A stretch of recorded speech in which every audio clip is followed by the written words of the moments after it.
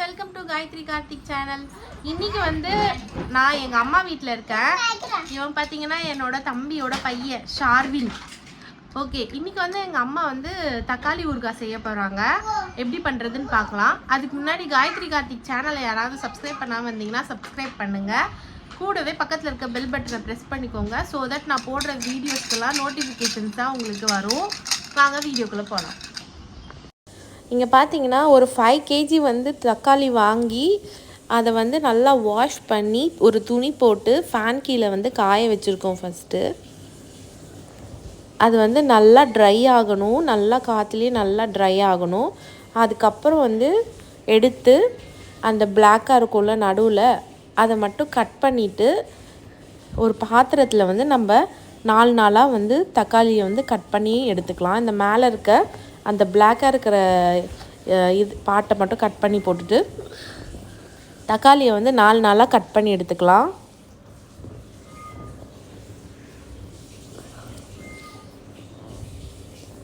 இங்கே பாருங்கள், எல்லாத்தையும் வந்து கட் பண்ணிட்டாங்க தக்காளியை. நான் இந்த மாதிரி தக்காளி ஊறுகாய் செஞ்சுருக்கேன், ஆனால் கொஞ்சமாக தான் செஞ்சுருக்கேன். அம்மா வந்து இதை ஒரு 10-15 days வந்து நம்ம ஃப்ரிட்ஜில் வச்சு சாப்பிடலாம்.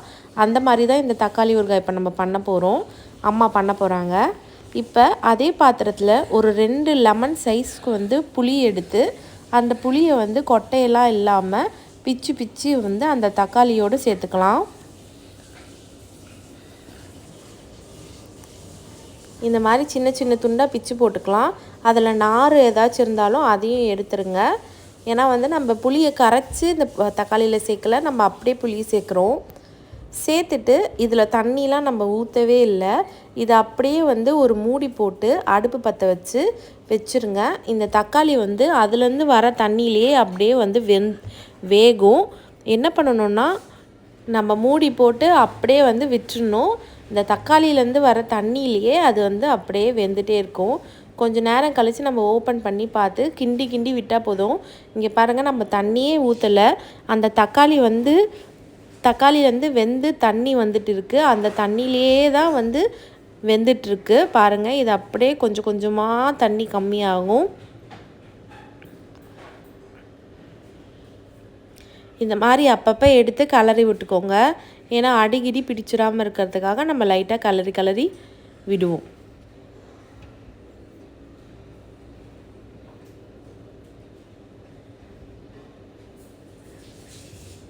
இங்கே பாருங்கள், ஆட்டோமேட்டிக்காக வந்து அதோட தண்ணியெல்லாம் கம்மியாகி வெந்து அப்படியே பாதி குண்டானுக்கு ஆயிடுச்சு. நம்ம ஃபுல் குண்டானுக்கு வச்சது பாதி குண்டான் ஆயிடுச்சு.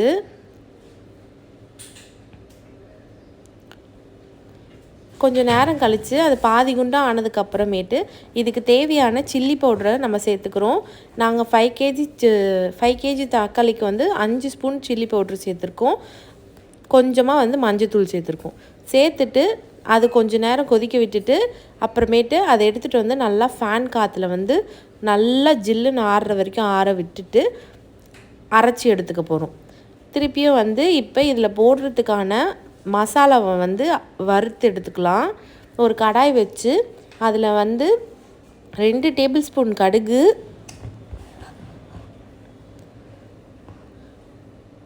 1 டேபிள் ஸ்பூன் வெந்தயம்,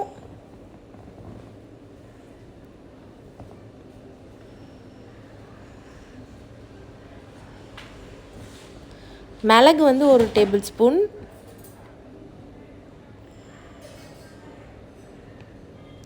சோம்பு வந்து ஒரு 1/2 ஸ்பூன் போட்டுட்டு இது எல்லாத்தையும் நல்லா வறுத்து எடுத்துக்கலாம். நல்லா ஸ்லோவில் வச்சு கிறிஸ்பியாக ஆகிற அளவுக்கு நல்லா வறுத்து எடுத்துக்கலாம்.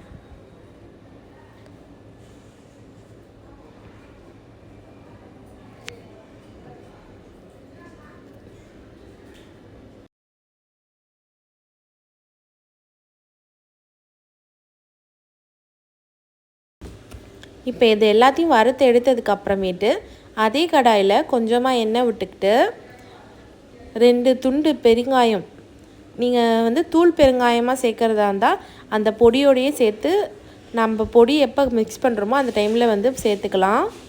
நான் வந்து பார்த்திங்கன்னா நான் இதுக்கு கட்டி பெருங்காயம் தான் சேர்க்குறாங்க எங்கள் அம்மா. அதுக்காக அந்த கட்டி பெருங்காயத்தில் 2 பீஸ் வந்து எடுத்து நல்லா எண்ணெயில் போட்டு நல்லா புஷ்ஷுன்னு வர அளவுக்கு பொரிச்சு எடுத்துக்கிறாங்க.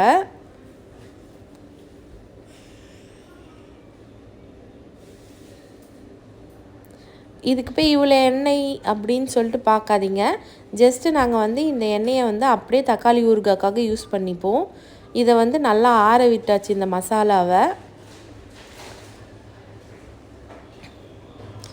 இப்போ இந்த பெருங்காயமும் நல்லா வறுத்து எடுத்துக்கிட்டாச்சு. இப்போ இந்த பெருங்காயத்தையும் அந்த பொடி பண்ண தேவையான கடுகு, மிளகு, சோம்பு, வெந்தயத்தையும் நல்லா பொடி பண்ணி எடுத்துக்கலாம். அதே மாதிரி தக்காளியும் நல்லா ஆறினதுக்கப்புறம் நல்லா அரைச்சி விழுதாக்கி வச்சுக்கலாம். இப்போ ஒரு பாத்திரத்தை வச்சுக்கிட்டு அதில் வந்து இப்போ நான் 5 கிலோ தக்காளி ஒரு 1/2 லிட்டர் அளவுக்கு நாங்கள் எண்ணெய் ஊற்றிருக்கோம். ஆல்ரெடி பெருங்காயம் வறுக்கிறதுக்கான எண்ணெயும் இதில் தான் சேர்த்துருக்கோம். அது கூடவே வந்து எண்ணெய் சேர்த்துருக்கோம். ஒரு 1/2 லிட்டர் அளவுக்கு வந்து எண்ணெய் சேர்த்துருக்கோம். இது பெரிய பாத்திரன்றதுனால உங்களுக்கு பார்க்க கம்மியாக தருது. ஆனால் 1/2 லிட்டர் கண்டிப்பாக எண்ணெய் சேர்க்கணும். நீங்கள் அது நல்லெண்ணெயாக இருந்தாலும் பரவாயில்ல, குக்கிங் ஆயில் நீங்கள் வேறு ஏதாவது சேர்க்குறதா இருந்தாலும் பரவாயில்ல. பட் நல்லெண்ணெயாக இருந்தால் டேஸ்ட் வந்து பெட்டராக வரும். இப்போ எண்ணெய் சேர்த்துட்டு அதில் வந்து கடுகு போட்டுட்டு, கடுகு நல்லா பொரிஞ்சு வந்ததும் கருவேப்பிலை போட்டு, கருவேப்பிலை நல்லா பொரிஞ்சு வரணும். பொரிஞ்சு வந்து அதோட சவுண்டு அடங்கினதுக்கப்புறம் நம்ம தக்காளி அரைச்சி வச்சுருக்கோம்ல, அந்த விழுதை வந்து அந்த எண்ணெயில் வந்து ஊற்றணும். பார்த்து பத்திரமா ஊற்றுங்க. ஏன்னா அந்த எண்ணெயில் ஊற்றும் போது தெறிக்கும். இதுக்கப்புறமாவே அது கொதிக்கிறப்ப ஃபுல்லாக தெறிச்சிட்டே தான் இருக்கும். அதனால் பார்த்து ஹேண்டில் பண்ணுங்கள்.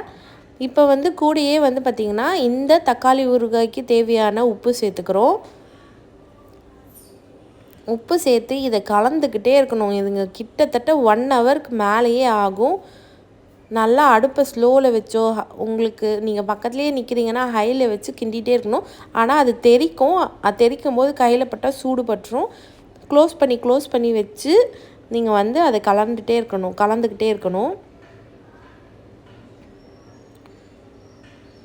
இங்கே பார்த்தீங்களா எப்படி தெரிச்சிருக்கு? அந்த குண்டா மேலெலாம் அவ்வளோ தெரிச்சிருக்கு. இந்த மாதிரி வந்து கொஞ்சம் நேரத்துலேயுமா பார்த்து நம்ம வந்து கலந்துக்கிட்டே இருந்தால் அப்படியே அந்த தக்காளி ஊறுகாய் வந்து கெட்டியாகி அப்படியே கம்மியாகி நம்ம 1/2 லிட்டர் எண்ணெய் ஊற்றிருப்போம். அந்த எண்ணெயெல்லாம் வந்து மேலே வந்து மிதக்கும். அந்த அளவுக்கு வந்து நம்ம கொண்டு வரணும். இந்த மாதிரி சமயத்தில் வந்து பார்த்திங்கன்னா இன்னும் கொஞ்சம் எண்ணெய் தான் மேலே வந்துச்சு. இந்த சமயத்தில் வந்து நம்ம பொடிச்சு வச்சுருக்கோம்ல, கடுகு, மிளகு, சோம்பு, வெந்தயம், அப்புறம் பெருங்காயம், இது எல்லாத்தையும் பவுட்ரு பண்ணி வச்சுருக்கோம்ல, அந்த பவுட்ரை வந்து இந்த சமயத்தில் வந்து இந்த தக்காளி ஊறுகாயில் சேர்த்துக்கிறோம். சேர்த்துட்டு நல்லா மிக்ஸ் பண்ணிக்கிட்டே இருக்கணும். ஏன்னா நல்லா ஊறுகாய் ஃபுல்லாக அந்த மசாலா வந்து மிக்ஸ் ஆகணும். மிக்ஸ் ஆகி நல்லா வந்து வதக்கிட்டே இருங்க அந்த ஊறுகாவை. பாருங்கள், இந்த அல்வாலாம் கிண்ட போது அப்படியே கரண்டியோடு சேர்ந்து வரும். அந்த மாதிரி வந்து ஊறுகாய் வந்து மூவ் ஆகும். ஏன்னா கீழெல்லாம் வந்து ஆயில் செப்ரேட் ஆகிட்டே வரும். இங்கே பாருங்கள், ஆயில் எல்லாம் மேலே சூப்பராக வந்துடுச்சு. இந்த டைமில் நீங்கள் அடுப்பை ஆஃப் பண்ணி எடுத்துக்கலாம். அவ்வளோதான், சூப்பரான தக்காளி ஊறுகாய் வந்து நமக்கு இப்போ ரெடி ஆயிடுச்சு.